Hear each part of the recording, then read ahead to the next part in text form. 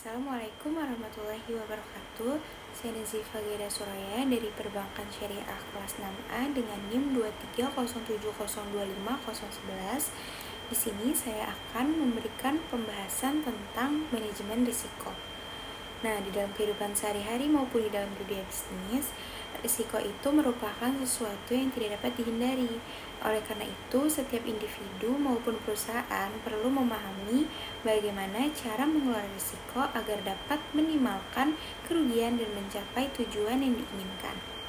Nah, di video ini saya itu bakal membahas pengertian manajemen risiko, tujuannya, prosesnya, serta jenis-jenis risiko yang sering dihadapi pada perusahaan, khususnya dalam sektor perbankan. Manajemen risiko adalah serangkaian proses yang dilakukan untuk mengidentifikasi, mengukur, memantau, dan mengendalikan risiko yang dapat menghambat pencapaian tujuan organisasi. Nah, menurut prinsip manajemen modern, risiko tidak selalu berarti kerugian. Risiko juga dapat menjadi peluang apabila dikelola dengan baik. Oleh karena itu, manajemen risiko menjadi bagian penting dalam pengambilan keputusan. Contohnya, sebuah bank memberikan pembiayaan kepada nasabah. Terdapat kemungkinan nasabahnya itu tidak mampu membayar kewajibannya. Kemungkinan tersebut merupakan risiko yang harus diidentifikasi dan dikelola oleh bank. Selanjutnya, dari tujuan manajemen risiko yang pertama adalah melindungi aset dan sumber daya perusahaan. Yang kedua, mengurangi potensi kerugian yang mungkin terjadi. Yang ketiga, membantu pengambilan keputusan yang lebih tepat. Yang keempat, menjaga stabilitas dan keberlangsungan usaha. Dan yang kelima, meningkatkan kepercayaan investor, nasabah, dan masyarakat. Nah, dengan adanya manajemen risiko yang baik, perusahaan dapat lebih siap menghadapi berbagai kondisi yang tidak pasti.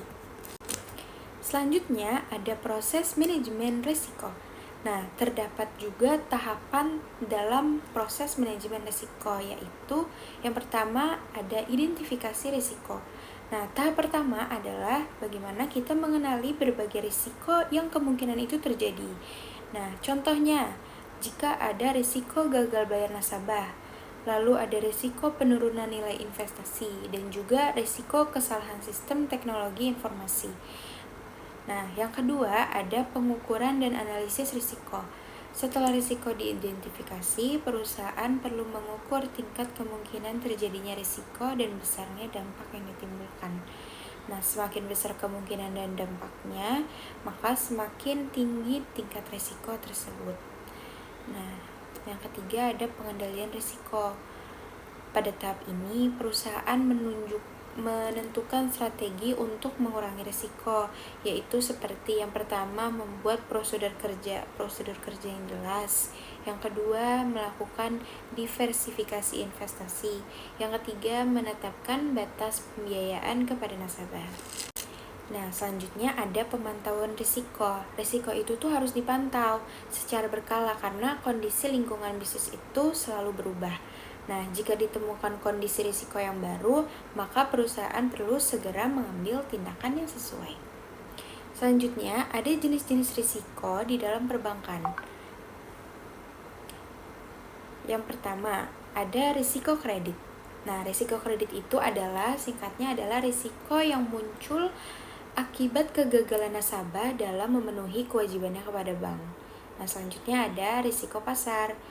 Risiko akibat perubahan kondisi pasar seperti perubahan suku bunga, nilai tukar, atau harga aset. Yang ketiga ada risiko likuiditas.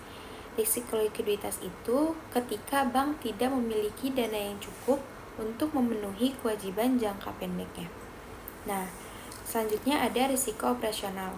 Risiko yang berasal dari kegagalan proses internal, kesalahan manusia, sistem, atau faktor eksternal. Nah, selanjutnya ada risiko hukum. Kalau risiko hukum itu risiko yang timbul karena adanya tuntutan hukum atau kelemahan aspek hukum dalam suatu transaksi. Selanjutnya ada risiko reputasi. Kalau risiko reputasi itu akibat menurunnya kepercayaan masyarakat terhadap bank karena berita negatif atau pelayanan yang buruk. Nah, selanjutnya itu ada risiko kepatuhan.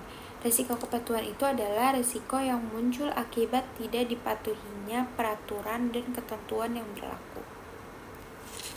Nah, di sini saya akan menjelaskan manajemen risiko pada perbankan syariah.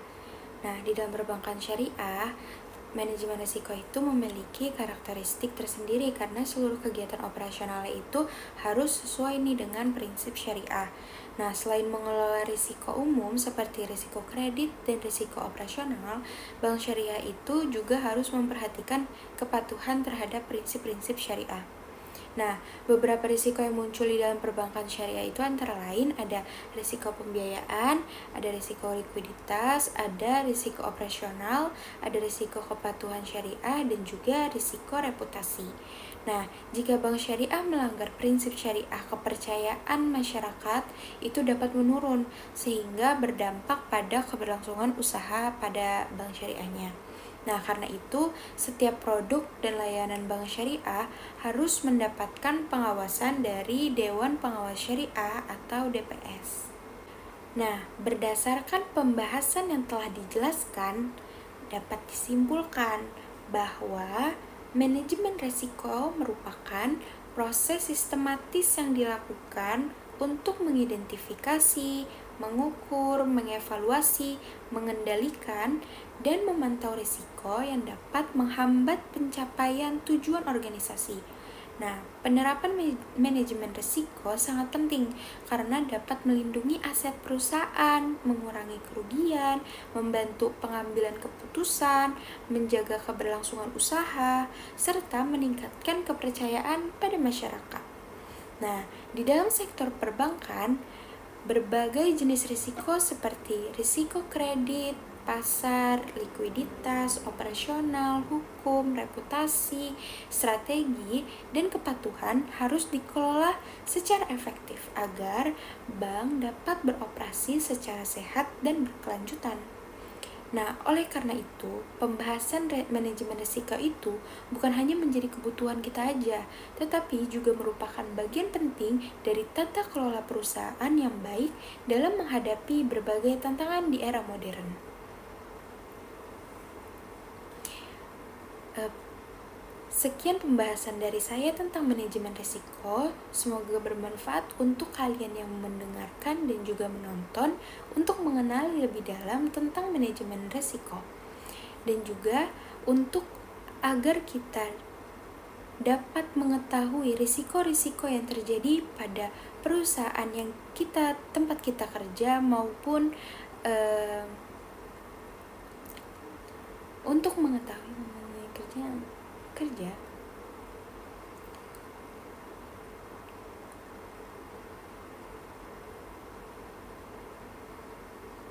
ataupun bagaimana kita dapat mengetahui apakah perusahaan kita itu mengalami kerugian atau tidak.